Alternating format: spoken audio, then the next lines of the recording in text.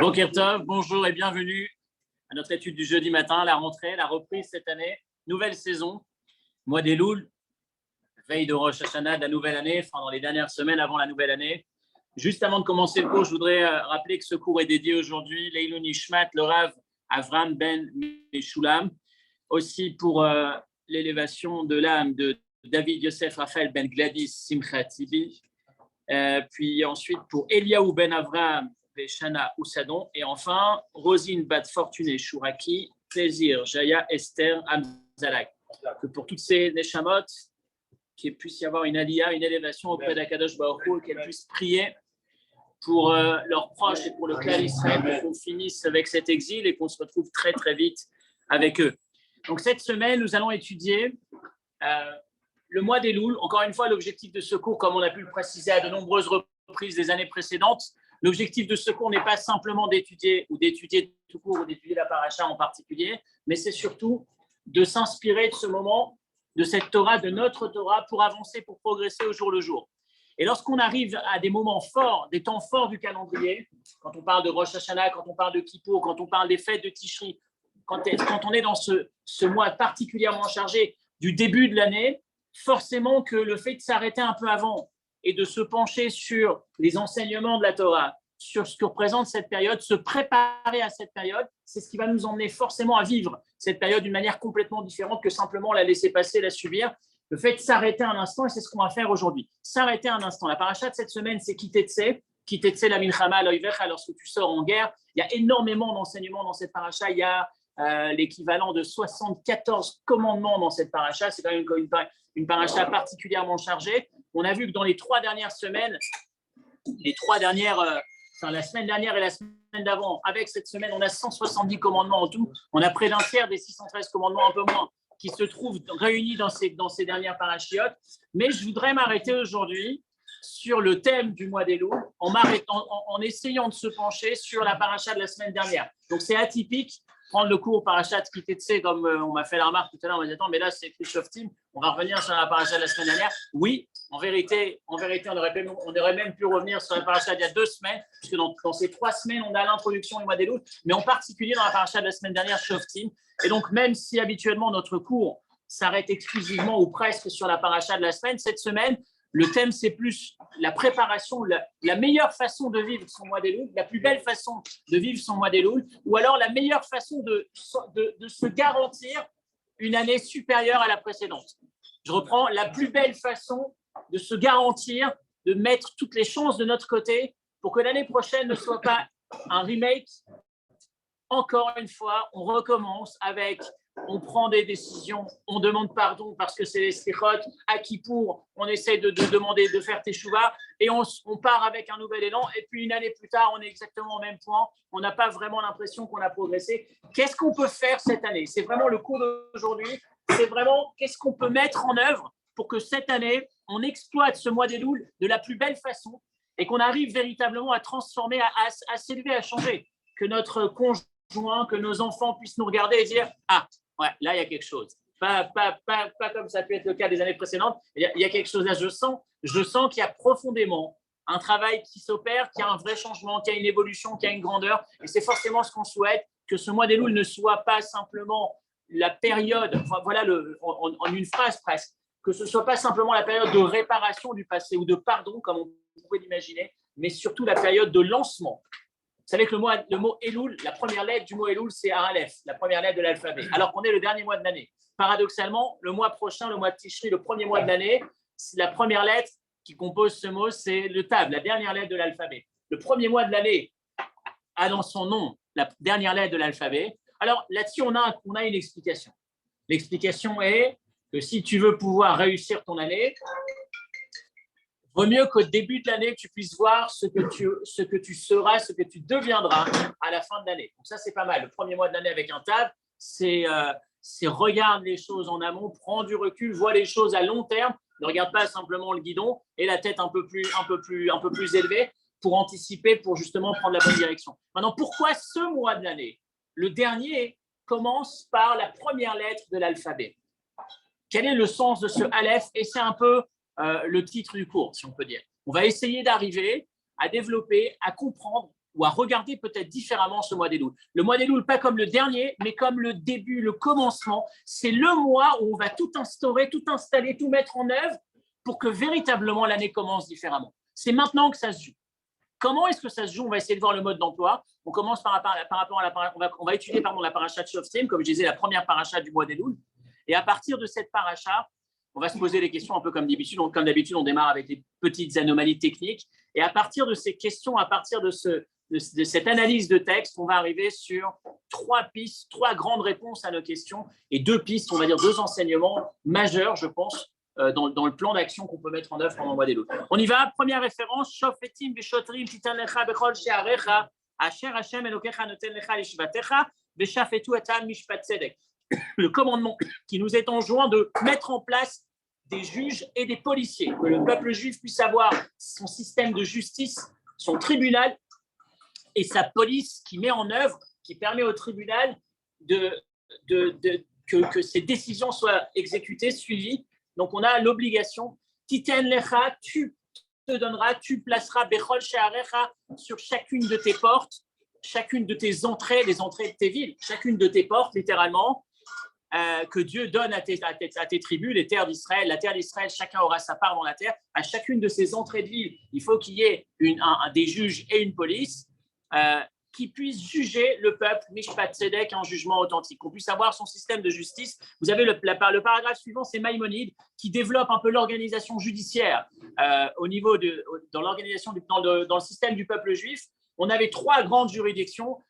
Celle qui est tout en haut de l'échelle, c'est le grand Sanhédrin, le grand tribunal, le Beit Din Hagadol, qui était composé de 71, dans la cour dans laquelle siégeaient 71 juges. 71, c'était la fameuse référence dans le texte où Dieu va dire à Moshe, va réunir 70 sages, 70 Zékélim anciens qui puissent se siéger avec toi et trancher, prendre les décisions qui s'imposent. 71, c'est un chiffre impair pour justement pouvoir avoir au maximum 35 contre 35 ou plus 1 qui tranche, 35 contre 36, toujours ce système de chiffre impair pour suivre la majorité. Le cas échéant, ça c'est l'autorité la plus élevée, c'est elle qui va nommer les rois, c'est elle qui va décider si on sort en guerre ou pas, les grandes décisions. En dessous, on avait la juridiction de 23 sages, 23 juges, c'est toujours un chiffre impair. C'est pour des villages un peu plus restreints, c'est pour l'ensemble des villes, pardon. C'est pas la plus haute juridiction qui siégeait à Jérusalem à côté du temple. 23, ça traite l'ensemble des jugements, des sujets, y compris les affaires de crimes, pas simplement des délits, y compris lorsqu'il s'agissait de toucher à la vie, lorsqu'il y avait des enjeux de peine, de mort, etc., ou d'enjeux qui ne touchent pas simplement à l'aspect financier, mais aussi aux vies. Donc ça, c'est effectivement, c'est cette juridiction de 23. Puis ensuite, la plus petite, c'est 3. Dans n'importe quel endroit, on essaye d'avoir une juridiction minimum de 3 juges. 3, c'est toujours le principe de chiffre impair pour avoir une majorité. Pour les petits litiges, uniquement les litiges classiques du quotidien, plutôt l'aspect financier, bien évidemment, pas les sanctions, pas les sujets les plus importants. Donc, c'est le texte suivant. Vous avez ici, dans le Maïmonide, le premier chapitre des lois qui traitent du Sanhédrin. C'est un commandement, un commandement positif nous est donné.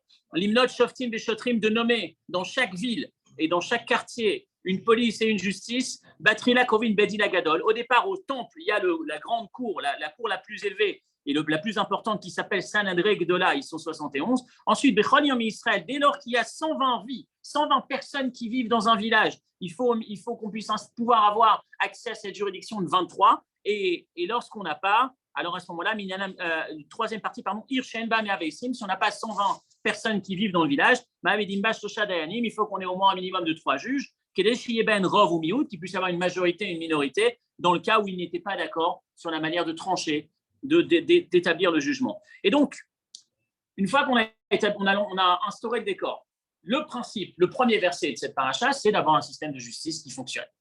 Et là, on se pose la question. Première interrogation, rappelez-vous, chaque interrogation, chaque anomalie, chaque question, c'est un indicateur pour nous qu'il y a autre chose à voir derrière. La question simple, pourquoi un commandement qui touche le peuple juif dans sa globalité m'est présenté au singulier?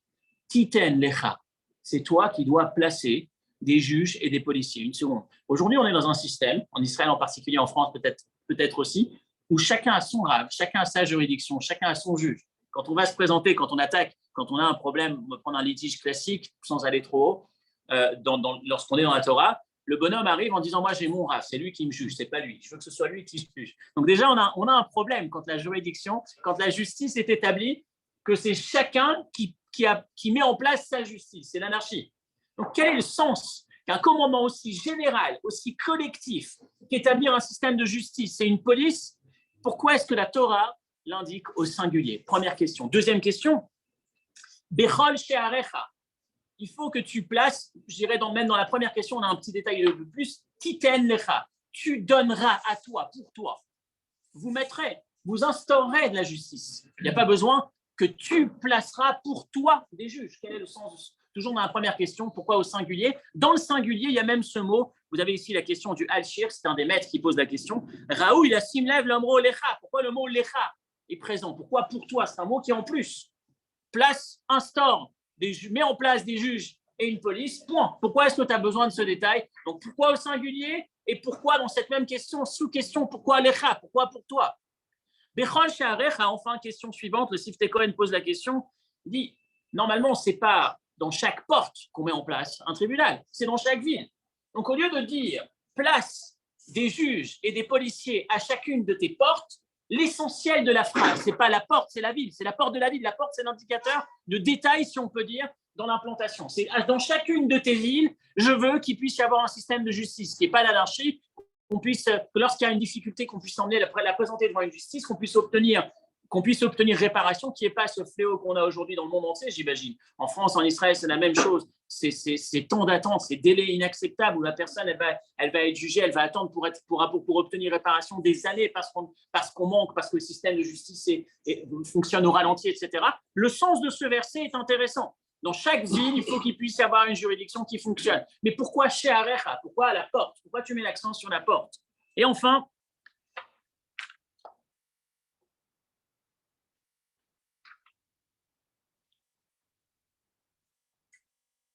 autour de ce texte, la traduction simple, le commentaire simple, avant d'aller plus loin, la réponse à nos questions, globalement, c'est la Torah qui met l'accent, qui insiste, qui met l'accent, qui met le doigt sur l'importance qu'il y ait véritablement un système qui fonctionne partout. Donc, réponse simple, première réponse à notre question. Pourquoi tous ces détails au singulier que tu places à chacune de tes portes? Je vais répondre au niveau le plus simple, basique, pour lire quand même le texte avant d'aller plus loin.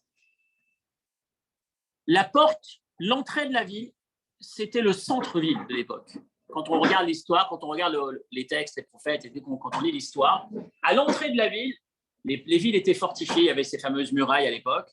L'entrée de la ville, c'était là où on allait trouver les stations Uber, c'est là où on avait tous les cochers, c'est là où on avait les marchés, les marchandises qui transitaient. Et c'est là où on installait les institutions communautaires, les institutions de la ville. C'était plus ou moins le centre de la ville. Et pourquoi est-ce qu'on parle au singulier? Pour mettre l'accent sur le fait qu'il faut impérativement que dans chaque endroit, tu puisses trouver un tribunal. Prends cette responsabilité sur toi, fais en sorte que ça puisse exister partout. Ça, c'est une réponse, je dirais, sommaire, basique. Elle n'est pas précise parce que ça ne répond pas complètement. Pourquoi tu le mets au singulier? Tu aurais dû le mettre au pluriel, c'est plus cohérent. Et puis, pourquoi tu mets l'accent sur la porte et tu ne parles pas de la ville? Les questions restent là. Mais au niveau simple, le sens simple de ce verset, c'est la Torah qui met l'accent, qui insiste sur le fait que dans chaque endroit, il puisse y avoir vers qui se tourner pour obtenir justice. Voilà le point de départ. Ceci dit, on va aller plus loin aujourd'hui avec deux réponses.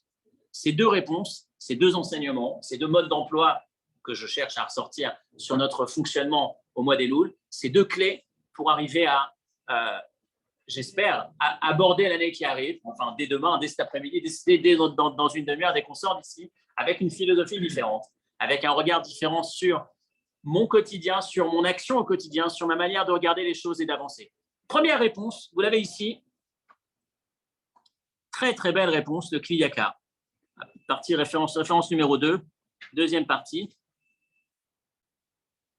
D'abord, le Midrash Rabbah pose la question Shoftim Beshotrim, pourquoi on associe la police et la justice? Pourquoi est-ce que c'est collé l'un à l'autre? Parce qu'on exige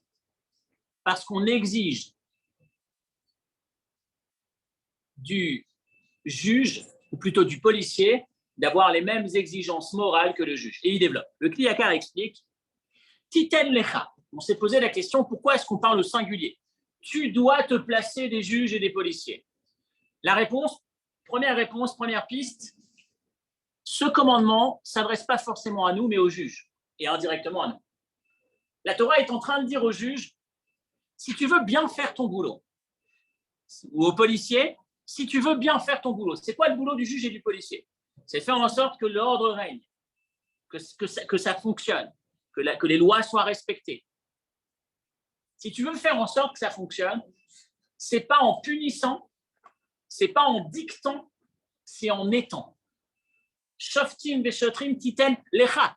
Si tu veux être juge par rapport aux autres, exige de toi une rigueur irréprochable, celle que tu attends des autres. Place-toi d'abord l'exigence sur toi, parce qu'on ne transmet pas, on n'éduque pas en disant, ça n'est pas la punition qui modifie le comportement, c'est l'exemple. C'est lorsque la personne qui juge s'exige d'elle-même ce qu'elle va demander aux autres, des autres, alors l'autre reçoit le message et s'en imprègne beaucoup, beaucoup plus que lorsque c'est simplement un jugement, une justice, une sanction, etc. etc. Shoftim veshotrim, que tu sois policier ou que tu sois juge, il faut que tu aies cette exigence vis-à-vis de toi-même d'être irréprochable. Il y a une histoire que la Gemara raconte, très belle histoire de Rabbi Yanaï qui illustre parfaitement ce point et qui nous emmène vers la réflexion, la première piste de réflexion pour nous. Rabbi Yanaï était rabbin juge en même temps, enfin on l'interroge sur des questions du quotidien, et Rabbi Yanaï avait un champ, un jardin. Dans son jardin, il y avait un arbre. Son arbre sortait, dépassait de la limite de son jardin, et le feuillage était sur le domaine public. Tout allait bien pour lui dans sa vie. Il ne s'est jamais posé de questions là-dessus. Un jour, un homme vient le voir et lui dit, Rabbi Yanaï, j'ai un problème, j'ai un litige que je voudrais te présenter. J'ai un arbre dans mon champ, dans mon jardin, qui pend vers la rue, et les voisins, les passants sont venus se plaindre et m'ont dit que ça les dérangeait et ils me demandent de le couper. Est-ce que je dois le couper ou pas? Pose la question à Rabbi Yanaï. Rabbi Yanaï le regarde et lui dit, écoute, c'est une bonne question, laisse-moi le temps de regarder, reviens demain, je te donnerai la réponse. Il ne donne pas de réponse. Le soir, juste après cet épisode, Rabbi Yanaï va chercher son jardinier et lui dit, écoute, ça ne te dérange pas, tu vas à la maison, dans le jardin, je voudrais que tu élagues, que tu tailles mon arbre, qui ne déborde plus sur le domaine public. S'il te plaît, fais-le tout de suite. Il le prend en service express, il le fait. Le lendemain, l'homme vient le voir, lui dit, alors, rabbin, qu'est-ce que je dois faire avec mon arbre? Il lui dit, écoute, tu sais, tu dois le couper. Si ça dérange les passants, tu dois le couper. Il lui dit, mais je ne comprends pas, mais vous avez un arbre. Pourquoi vous ne l'avez pas coupé? Il lui dit, tu sais, tu poses une bonne question, va devant mon jardin et tu as raison. S'il n'est pas coupé, ne le coupe pas. S'il est coupé, coupe le tien. Ça, c'est l'histoire. Qu'est-ce qui se cache derrière cette histoire? S'il avait la réponse, s'il savait que c'était péché, on va le prendre comme ça, pourquoi il n'a pas coupé avant? Et l'explication qui est donnée, toujours dans le même principe de ce qu'on était en train de dire, c'est que Rabbi Yanaï, dans son esprit, jusque la veille, jusque ce jour de cette situation, il se disait que mon arbre qui pend vers la rue, ce n'est pas un dérangement. Les passants peuvent profiter de l'ombre. Je pense, à mon niveau, j'ai l'impression que ça ne gêne pas. On n'est jamais venu me dire quoi que ce soit. Ceci dit, on y arrive. Ceci dit, quand lui vient me dire que les gens se plaignent, ça veut dire qu'en vrai, ça dérange, mais que de par ma position, on n'a pas osé me faire la remarque. Si je veux pouvoir lui dire d'élaguer son arbre, la première chose que je dois faire, c'est regarder chez moi où j'en suis. Shoftim veshotrim titen lecha. Le mois des Louls, allez, première piste dans le mois des Louls, première réflexion, on parle d'éducation, c'est forcément un des sujets qui nous préoccupent au quotidien, un peu tous, à un moment donné, on est tous en train de se poser les questions, comment transmettre, puis indépendamment d'éducation, l'influence que l'on a tous sur notre entourage, proche ou un peu plus éloigné, le milieu personnel, familial, le cercle d'amis ou même professionnel dans notre entreprise. On ne peut pas dire qu'un chef d'entreprise ou même un collègue, un collègue du travail, du boulot, on ne peut pas dire que mon attitude ne va pas avoir un impact, ne va pas avoir une influence d'une manière ou d'une autre sur l'autre. Si je cherche à transmettre un message, si je cherche à faire évoluer qui que ce soit autour de moi, ce n'est pas en le disant que ça fonctionnera. On l'a déjà dit plusieurs fois dans l'éducation. Nos enfants n'entendent pas ce qu'on leur dit, nos enfants entendent ce que l'on est. C'est quoi ce que l'on est, plus précisément? Ce sur quoi on va se dépasser. Ce n'est pas ce qu'on va faire dans la facilité. Ce sur quoi on se donne. ce sur quoi on va se fatiguer, s'investir, ils sentent, sans qu'on le dise, que ça compte véritablement pour nous, et c'est ce qu'ils vont adopter. Inconsciemment, ils sont marqués par ça. Et c'est ça le sens, première lecture de ce Shoftim Veshotrim. Titen lecha, toi le juge, toi qui es juge, donne-toi l'exigence du juge. Et même le policier qui est peut-être un rang inférieur, dans un sens que le juge, il a des exigences dans la Torah pour être juge, il faut être irréprochable, policier peut-être un peu moins. Même on les met juste à côté parce que même le policier, si tu veux pouvoir être efficace dans ton boulot, dans les mots du texte qui suit, je me souviens plus dans quel texte je lisais, dans le Midrash Rabbah, il disait, référence numéro 2, il dit c'est pas le bâton qui modifie le comportement, c'est pas le bâton dans le sens la sanction que le juge va donner qui va modifier le comportement des gens. C'est l'attitude, c'est l'exigence morale, c'est la finesse du comportement de la personne. On le voit aujourd'hui, malheureusement, le gros problème qu'on a en politique, en France en particulier, mais je pense que c'est un peu partout dans le monde, on ne peut pas dire que la France soit une exception, malheureusement, à ce niveau-là, c'est l'exemplarité des hommes politiques, l'exemplarité de ceux qui sont au-dessus, entre guillemets, ceux qui donnent la direction. Quand eux vont nous dire, si on a un juge demain qui va nous dire j'ai droit à certains privilèges, mais non, non, j'en veux pas. J'ai la même vie qu'avant, j'ai le même confort, le même train de vie. Je ne modifie rien, c'est pas parce que maintenant je suis devenu haut fonctionnaire que d'un coup tout va changer. Cet homme m'inspire. Il va davantage faire bouger les choses que simplement en mettant en place des lois ou en exigeant que les jugements soient respectés. Donc ça, c'est la première leçon, premier chemin, première réponse technique à la question, même si elle n'est pas complètement précise, parce qu'il nous manque encore quelques éléments techniques, mais c'est surtout l'inspiration, le message qui est important. Quand on démarre cette année, quand on se fixe, on vient de prendre la rentrée des classes, pour ceux qui ont des jeunes enfants, ils l'ont prise en pleine face. Pour les autres, je ne sais pas si c'était aussi flagrant, mais quand on se prend le soir, quand on se prend, c'est-à-dire quand on se retrouve à changer de rythme, à vivre au rythme des enfants, parce que maintenant il y a un nouveau prof et ce prof il a des exigences différentes et puis des devoirs et une méthode de travail différente et on doit s'adapter, se réadapter, puis l'équilibre entre le réglage, entre le rythme de l'enfant, le fonctionnement, le mécanisme ou la nature de l'enfant et puis le milieu dans lequel il est entré, les exigences du prof, etc. Rappelons-nous qu'on peut dire à nos enfants, si, il faut que tu écoutes le prof, si, il faut que tu écoutes, il faut que tu respectes la règle, si, c'est bien, il faut que tu sois gentil, il faut que tu partages avec tes amis. On peut dire et répéter la vérité, l'élément qui va véritablement les marquer, ce qu'ils vont garder de nous, c'est ce sur quoi on va être capable de lutter. C'est une très bonne nouvelle en même temps, ce n'est pas que la nouvelle exigeante. La bonne nouvelle, c'est que même lorsqu'on n'est pas parfait sur un sujet et qu'on voudrait que nos enfants le soient ou avancent dans cette direction, on ne va pas se dire « Ah, j'ai aucune légitimité, je ne peux pas leur demander de faire ça alors que moi, je ne suis pas. » Non, à partir du moment, dès lors que j'engage le chantier, qu'ils sentent que je bosse dessus, qu'ils sentent que ça compte pour moi, que je me dépasse. Combien c'est essentiel ce mot, vous l'entendrez toutes les semaines probablement dans notre cours, ça fait des années qu'on en parle, on ne peut pas avancer dans le confort, dans le sens sans trop se bousculer. Le plan de la vie, c'est aussi ce qui nous permet d'avancer, ce qui nous permet de progresser, de grandir et de faire grandir. C'est lorsqu'on est capable de se bousculer. Et ça, les enfants, les gens qui nous entourent le sentent. On voit quand vous avez quelqu'un qui est particulièrement droit, particulièrement rigoureux, quand vous avez quelqu'un qui se travaille, ça se sent, il n'a pas besoin de le dire. Il inspire l'envie de l'imiter. Et c'est vraiment le premier point qu'on a vu aujourd'hui. Deuxième partie, très, très, très vaste sujet de la deuxième partie, on va innover en s'inspirant du marketing. Alors, dans la pub,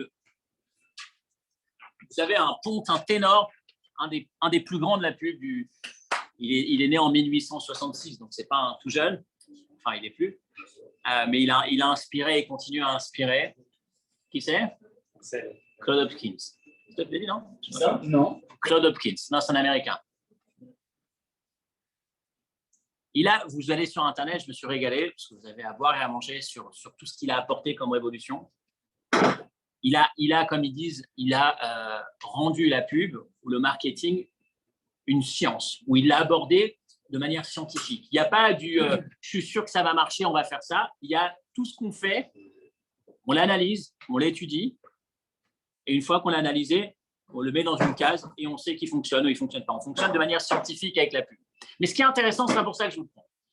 Je vous en parle aujourd'hui parce que dans les années, je ne sais pas, probablement 1900, quelque chose comme ça, Donc, c'est le meilleur. Il est réputé pour être le meilleur. Il y a un de ses amis, une personne qui vient le contacter, qui lui dit, j'ai un projet. Aux États-Unis, on a moins de 5% qui se brossent les dents. Je veux lancer un dentifrice et je voudrais que tu me le commercialises. Alors, le gars, il dit, non, mais qui a envie de se brosser les dents? On a une période où personne ne se brosse les dents. C'était la guerre avec le Vietnam, cette période, donc c'est peut-être un peu après. Et en tout cas, dans cette zone-là. Et ça devient un véritable enjeu. On commence à prendre conscience que l'hygiène, c'est essentiel. Et donc, il réfléchit, puis il arrive à une conclusion. Il prend l'affaire en main. Et pour vous donner une idée, dans les chiffres, on parle qu'il s'est enrichi. Bon, forcément, il a fait une belle affaire, mais la boîte n'a pas réussi à suivre le rythme, tellement qu'il a bien bossé. Il est passé en 10 ans de 5% à 65% des Américains qui se brossent les dents. Et on attribue le succès, en tout cas, la boîte pour laquelle il bossait, c'était Postpodent, je ne me rappelle plus, Gégat. Hein, en tout cas, le produit qu'il a mis en avant, le premier dentifrice en question, qu'est-ce qu'il a fait? Écoutez bien, et c'est ce qu'on… Hein, non, c'est pas Colgate, non, le groupe, non, j'ai Pepsodent. Pepsodent, bravo. Pepsodent, ouais, Pepsodent. Alors, ouais, c'est ça, Pepsodent. Regardez l'analyse. Voilà comment il communique. Il tapisse les États-Unis de 2 projets. Dans le premier, il dit « Passez la langue sur vos dents et ressentez cette pellicule, ce film. » À cette époque, on n'appelait pas ça encore les plaques. Vous ne connaissez pas encore le concept. Regardez, ressentez avec votre langue ce film qui recouvre vos dents. C'est celui qui est responsable de la perte de la blancheur de vos dents. C'est celui qui est responsable de tous ces maux, toutes ces douleurs, ces caries, etc. Ce tartre, etc. Ça, c'est la première partie de sa pub. En parallèle, il tapisse à nouveau d'affiches, de photos de visages magnifiques avec les dents blanches, parfaitement blanches, et il fait de la pub pour ce dentifrice. Qu'est-ce qu'il a fait avec ça? Voilà la logique qui est derrière. Ce n'est pas la pulsion qui va pousser le client. Ce n'est pas la pulsion, pardon, je vais essayer de mieux le cadrer.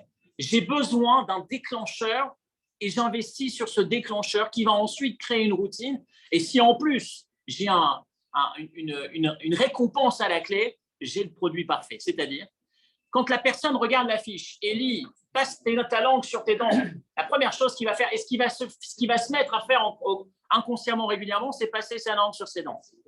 À chaque fois qu'il passe sa langue sur ses dents, il ressent cette pellicule qui va le déranger.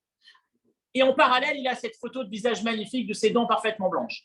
J'ai trouvé le déclencheur qui va pousser l'individu à se dire « je vais investir 3 minutes pour me brosser les dents chaque jour ». Et ensuite, il a son produit qui passe. Le point de départ, c'est le déclencheur.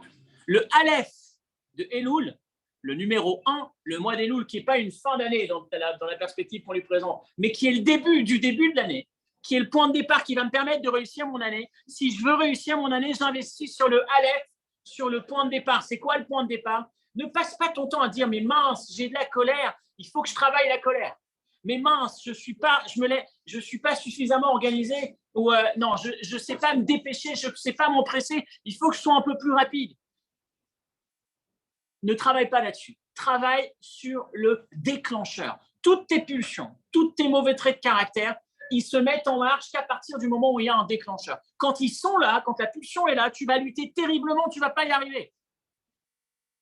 Le premier qui invente ce concept dans la Gemara, première fois la Torah qui en parle, la Torah nous dit celui qui s'est interdit de boire du vin, on appelle ça le nazir, c'est une personne qui décide de devenir nazir. Il n'a plus le droit de boire du vin. Il s'impose ça. Normalement, on boit du vin sans problème. Lui, c'est une personne qui a décidé de faire le vœu, il ne boit plus de vin. Le verset dit cette personne, mi nazir, mi yain veshechar yazir, il devra s'éloigner de la vigne et de l'alcool, enfin de dérivés de l'alcool, de la vigne. Il ne devra pas boire du vin. Pourquoi tu parles de t'éloigner de la vigne et de ne pas boire du vin?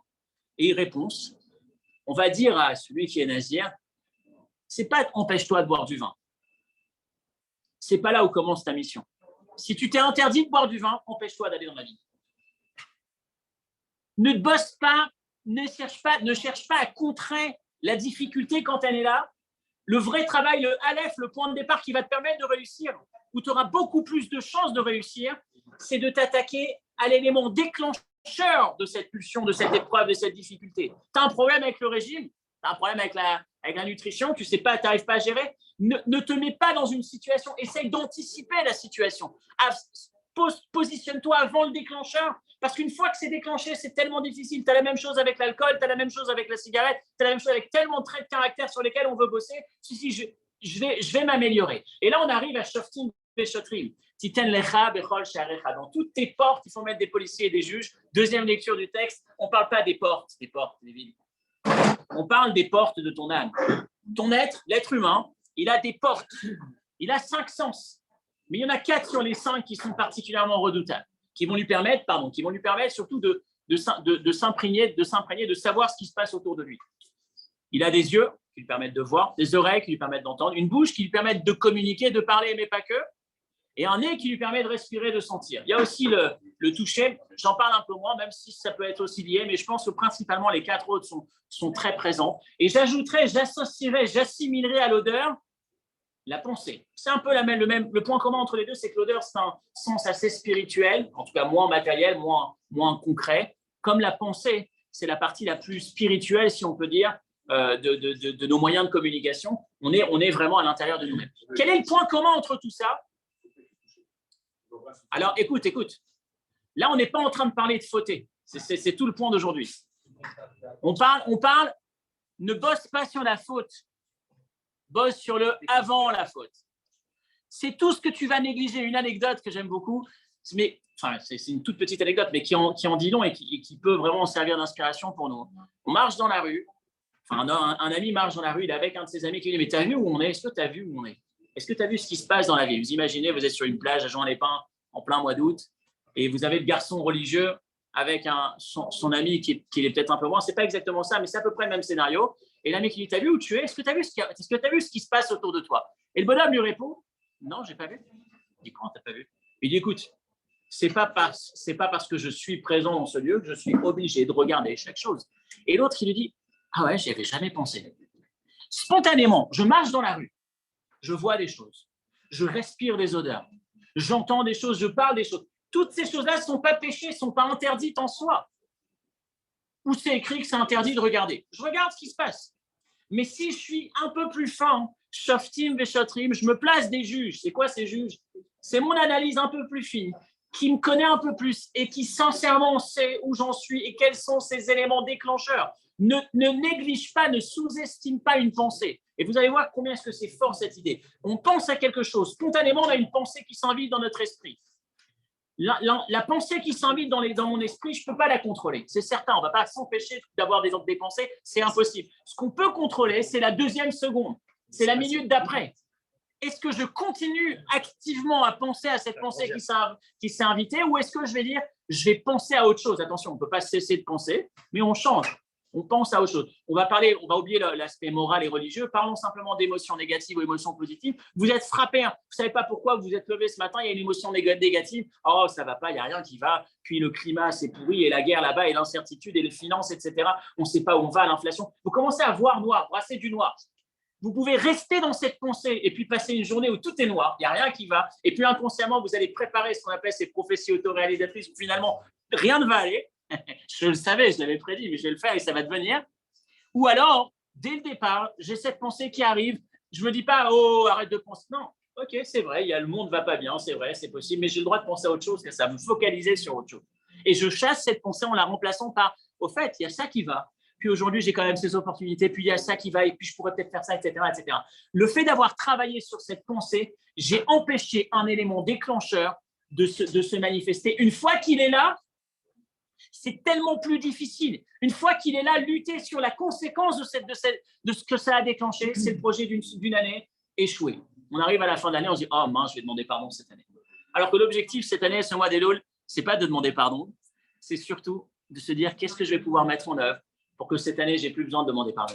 Qu'est-ce que je vais mettre en œuvre pour que j'évolue véritablement, pour que je m'améliore, qu'on puisse sentir sincèrement, profondément cette évolution. » Et le point de départ, Shoftim, Beshotrim, Titen, Lecha, Bechol, Sha'arecha.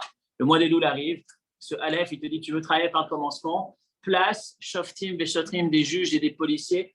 C'est quoi ces juges et ces policiers? C'est cette analyse sincère. Tu te connais, tu sais qu'en regardant ça, ça va te donner envie de ça. Alors, essaye, limite-toi. Encore une fois, ce n'est pas l'interdit, ce n'est pas le censeur qui arrive et qui dit attention, censurer. C'est un travail personnel. Je sais qu'en mettant l'accent sur cette phrase que j'ai entendue, ça va me mettre en colère.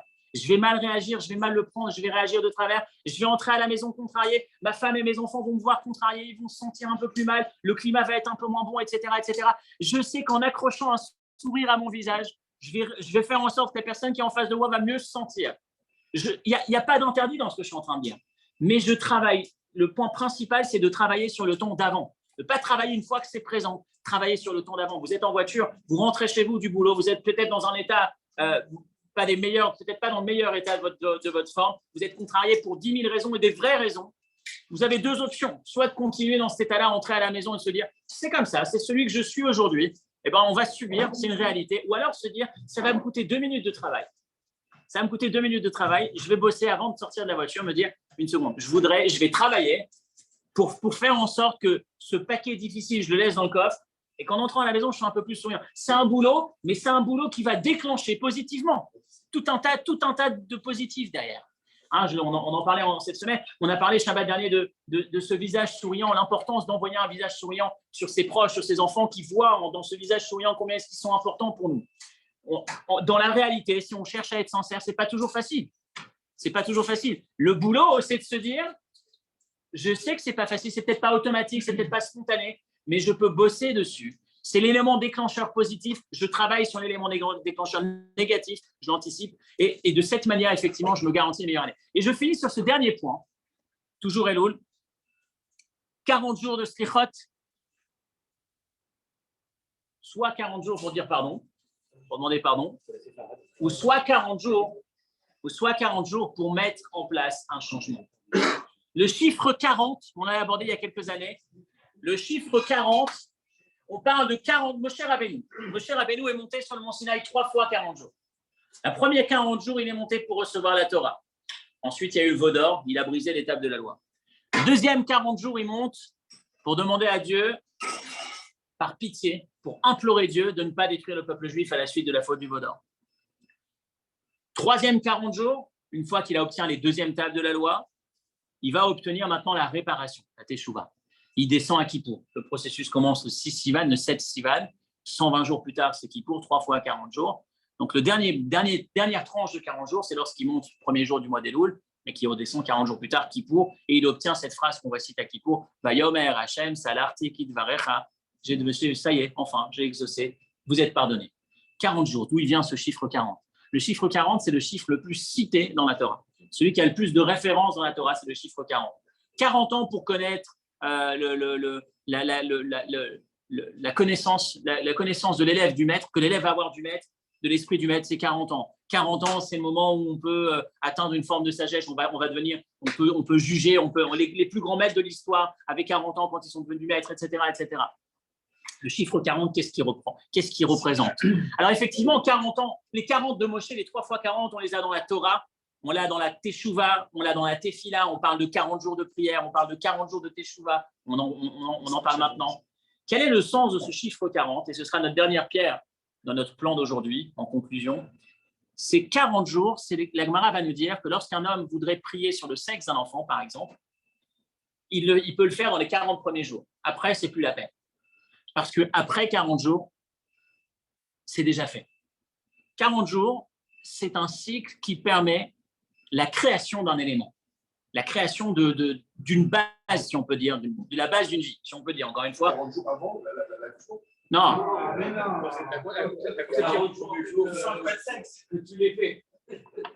Dans les 40 premiers jours, hein, il me semble aussi que c'est presque 40 semaines, la grossesse, non? C'est pas 40 semaines, 39 semaines, 40 semaines? 40 semaines, c'est encore le chiffre 40. Hein? Il a plu pendant 40 ans. 40 jours. Le principe de 40, le chiffre 40, je ne sais pas si je l'ai photocopié ici, ce texte ou pas. Si, il est tout à la fin, c'est la dernière référence. La dernière référence, il nous dit, celui qui est né avec une nature d'être, par exemple, il est têtu. Yishaber et Omem Yom. Voilà son plan d'action, feuille de route. Pendant 40 jours, bosse dessus. Et tu vas créer en toi une nouvelle nature. tu vas façonner une nouvelle personne, entre guillemets, par rapport à ce trait de caractère. Donc, ce mois des louls, ce chiffre 40, le chiffre 40, le cycle de 40, associé à ce Aleph, la première lettre, la première étape qui est n'attends pas que tu sois devant la situation, mais travaille cette année, ton plan du mois des louls, c'est de te dire qu'est-ce que je peux faire, qu'est-ce que je peux mettre en œuvre pour anticiper ces éléments déclencheurs, pas pour anticiper la réaction une fois que l'élément déclencheur est là. Accorder de l'importance à ce à quoi je pense, accorder de l'importance à ce que j'écoute. Je suis assis, on est en train de balancer des dossiers, comme on appelle ça aujourd'hui, faire du lachon hara, chacun parle de l'autre, etc., etc. Je ne fais rien, je ne fais qu'écouter, ça va. Mais inconsciemment, le fait d'écouter, ça me met dans un état qui va avoir des conséquences, point. Encore une fois, le but, ce n'est pas de se dire c'est grave, c'est péché. Le but, l'approche qu'on a aujourd'hui, c'est ne sous-estime pas l'élément qui n'est pas péché, mais qui déclenche une avalanche de conséquences devant lesquelles tu seras d'une certaine manière démuni. Et pour finir, 40 jours, c'est ce cycle. Mettons en place pendant 40 jours justement cette réflexion. Essayons pendant 40 jours de travailler un petit peu plus sur qu'est-ce qui me traverse l'esprit, quelles sont les pensées. Ça peut être parfois les pensées, quand on n'est pas obligé de penser tout de suite à des pensées négatives dans le sens qui m'emmènent vers une faute explicite, mais ça peut être parfois penser du mal. J'entends quelque chose, j'entends un fait divers, on me raconte, on parle de quelqu'un et je vais avoir tout de suite une pensée accablante, négative sur l'individu. Mais cette pensée, elle va entraîner que mon comportement à son égard, il va être négatif, etc. etc. Ça va avoir des conséquences. Si pendant 40 jours, je travaille sur ce que je vois, sur ce que je regarde, sur ce que j'entends, sur ce que je dis, sur ce que je sens, sur ce que je pense, si j'essaye de travailler sur toutes ces zones, sur toutes ces portes, si je mets en place des juges et des policiers qui vont me préserver, c'est ce qui va me permettre, en plus pendant 40 jours, j'arrive à établir cette forme de nouvelle entité, de nouveaux réflexes d'une certaine manière, pour que toute cette année, je continue à évoluer, je continue à grandir, mais avec beaucoup plus de facilité, avec beaucoup plus de réalisation et d'aboutissement, parce qu'au lieu de lutter devant la zone la plus difficile, je lutte en amont avant que le déclencheur se mette en œuvre. Voilà notre réflexion, notre étude du jour, en finissant par cette phrase qu'on va répéter un petit peu, Al-Khet. On demande pardon sur toutes les fautes qu'on a fait. Et une des fautes sur lesquelles on demande pardon, c'est le Yetzer Hara. On se pose la question, toutes les fautes qu'on fait, c'est le Yetzer Hara qui m'a déclenché. C'est le Yetzer Hara qui m'a emmené. Pourquoi est-ce qu'il y a une phrase spéciale, demande pardon sur le Yetzer Hara? Et le commentaire nous dit, je demande pardon sur les fois où j'ai déclenché mon Yetzer Hara. Il était tranquille. Il n'avait pas prévu de s'attaquer à moi. Hein, une de ces images, une de ces implications, quand on sait quand même, et je parle pour moi forcément en premier lieu, quand on sait combien est-ce qu'on est connecté et parfois même dépendant de la technologie du téléphone, je peux me dire, allez, je vais essayer de réduire. Aujourd'hui, j'en ferai moins. Je démarrerai ma journée sur autre chose que sur mon téléphone. Mais forcément, si je mets mon téléphone devant mon lit ou dans mon lit, j'ai beaucoup moins de chances de pouvoir y parvenir que si je faisais justement cet effort de le déconnecter. Donc, il y a cet élément d'anticiper, d'avoir cette réflexion sur les éléments déclencheurs. Merci pour votre retour. Et Bezrat Hashem, Shabbat Shalom et Bezrat Hashem, à la semaine prochaine.